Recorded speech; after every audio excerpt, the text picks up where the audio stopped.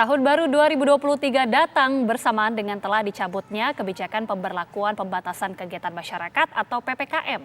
Pencabutan PPKM ini diharapkan bisa menggerakkan kembali roda perekonomian masyarakat menjadi normal atau bahkan lebih kencang. Namun peluang bisnis rumahan seperti apa yang menjanjikan di tahun 2023 ini?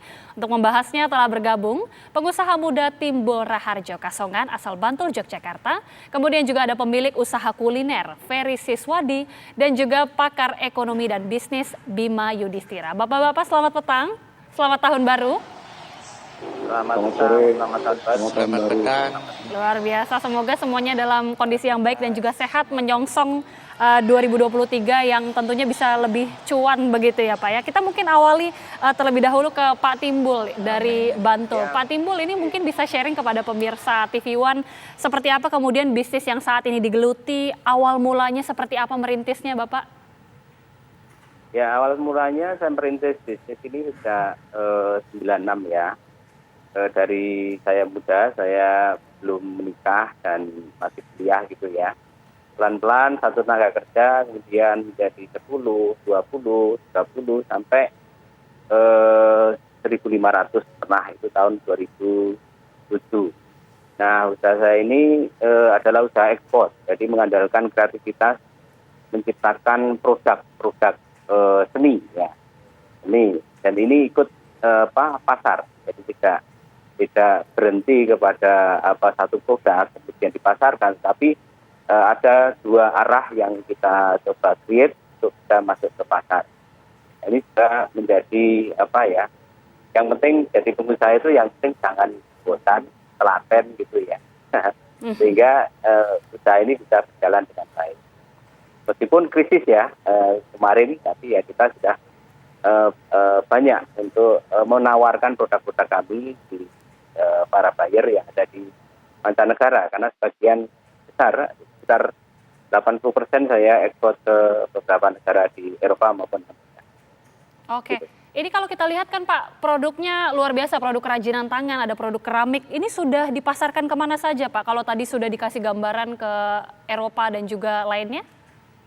Hampir seluruh benua ya. Jadi ada Eropa jelas, ada Belanda, ada Jerman, kemudian ada Prancis, Spanyol, kemudian ke Amerika ada, ke Korea juga ada, Australia itu tempat banyak, kemudian ke Jepang juga. Jadi beberapa benua kita coba masukin dan memang buyer-buyernya datang dari sana. Wah. Sampai saat ini. Oh, luar biasa, berarti sudah sampai benua Eropa, sudah benua Asia juga. Ide mula awalnya seperti apa ini Pak Timbul? Ini mungkin bisa dibagikan karena kan tentunya harus mengandalkan kreativitas juga ya Pak ya? Benar. Jadi kreativitas nomor satu ya. Kalau saya itu kan kreasi itu menjadi satu alat yang itu untuk membuka jalan ke sana. Kalau kreasinya mandek itu berarti karena kita kerja di sebuah penciptaan seni, yaitu saya membuat seni gerabah, seni patung dan apa yang dimaui pasar kita coba ikuti. Jadi setiap tahun itu saya bisa menciptakan kira-kira ya 60 sampai 100 karya yang kemudian kita pasarkan atau kita pamerkan di sebuah pameran internasional. Kalau di Indonesia ada IFEC maupun di Bina di Indonesia. Ini yang datang adalah buyer-buyer luar negeri. Yang kadang-kadang kita dibawa pemerintah untuk pameran di Jerman maupun di Amerika. Kreativitas yang utamanya. Jadi menggunakan tidak boleh mandek kreativitas itu. Tidak boleh Karena mandek. kreativitas tidak boleh mandek. Iya. Kreativitas tidak ada batas. Nah Jadi, itu dia Pak, kadang kan mungkin menjadi tantangan tersendiri ya bagi pemirsa ataupun yang ingin mencoba untuk membuat bisnis. Bagaimana kemudian bisa konsisten menimbulkan kreativitas. Ini mungkin ada tips atau kiat-kiat yang bisa di-sharing Pak, karena luar biasa sekali ini karyanya banyak sekali. Tapi kreativitas nggak boleh mandek ini Pak.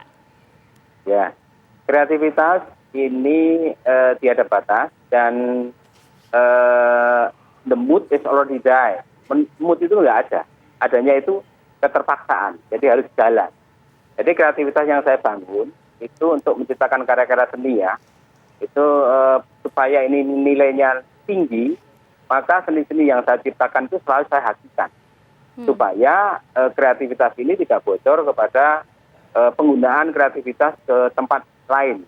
Jadi sampai saat ini mungkin saya sudah punya sekitar 180 hati yang untuk untuk kreativitas saya sehingga terlindungi. Dan ini memberikan semangat ya pada kita. Dan teman-teman kalau mau menggunakan kreativitas saya ya tentunya ada royaltinya. Ya, oke, itu tadi dari Pak Timbul yang sudah sharing ya tips-tips kemudian mengasah kreativitas dari sisi pengrajin atau pengusaha bidang kreatif gitu. Kemudian kita ke Pak Ferry, ini di bidang kuliner. Pak Ferry ini mungkin bisa sharing juga awal mulanya bisnisnya apa, merintisnya bagaimana, Pak? Ya, memang merintis sebuah usaha kuliner itu tidak gampang karena memang butuh ketekunan ya, dan yang paling penting adalah bagaimana membawa suatu cita rasa yang memang tidak berubah dari dulu sampai sekarang. Dan ini terbukti kita buka dari tahun 1995 sampai sekarang kita bisa membangun sebuah gedung pusat oleh-oleh Bu Rudi yang juga ini kita melihat peningkatan ekonomi ini harus bagaimana akibat pandemi COVID gitu kan, dan pemerintah kan juga bilang bahwa UMKM itu anti badai begitu kan, sehingga kita juga menginginkan Surabaya ini mempunyai pusat oleh-oleh yang menaungi UMKM se-Surabaya dan sekitarnya sehingga tercipta ini gedung pusat oleh-oleh Bu Rudi di Surabaya. Oke, itu saya mungkin salah satu penggemar berat Bu Rudi ini, Pak Ferry. Ini mungkin bisa sharing juga ya, awal mula merintisnya seperti apa? Apakah modalnya harus besar atau mungkin dari kecil-kecil dulu? Ini mungkin bisa jadi inspirasi buat pemirsa di rumah. Oh ya, memang semua pekerjaan itu harus dimulai dari kecil sehingga itu bisa membuat fondasi.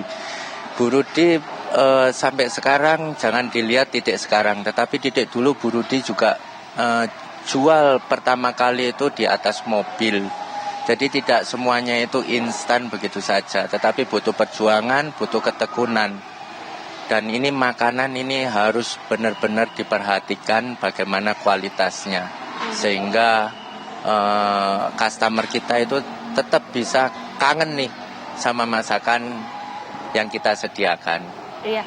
Kalau kemudian kita juga tanya ya, bagaimana evaluasi dari pakar, ini bisnis-bisnis yang sangat menjanjikan mungkin di tahun 2023, kita akan coba gali, tapi sesaat lagi pemirsa, sesaat lagi kami kembali.